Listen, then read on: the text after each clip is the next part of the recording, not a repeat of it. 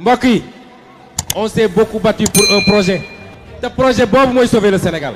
ay at juróom-ñeenti at ñuy xeex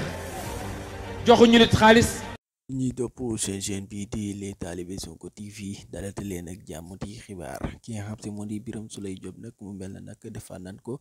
li nga xam te ne moo di retour de parquet deuxième retour de parquet mu mel na nag Birame Souleye Diop wax ji nga xam te ne nag waxoon na ko ci kii nii di président Macky Sall nag loolu dem na ba coûté ko cher ba tax na nag ginnaaw nag li nga xam di coalition Yewwi Askan Wi ak waa Pastef ñooy génn nag di naqarlu loolu nag ak tëj gi nga xam te ne dañ nañ ko kii nii di président Ousmane Sonko mënta dem fenn mënta amal leen li nga xam te moo di ay activité am ba tax na daal ki nga xam te moo di Birame Souleye Diop nag defa nan ko li nga xam te moo di retour de parquet pour mu rek ñu mën ko àtte ci wax ji nga xam te nag waxoon na ko Birame Souleye Diop nag mu nekk nag benn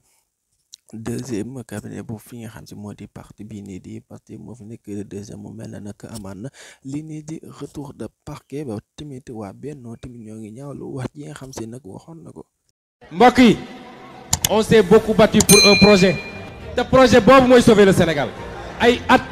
juróom-ñeenti at ñuy xeex joxuñu nit xaalis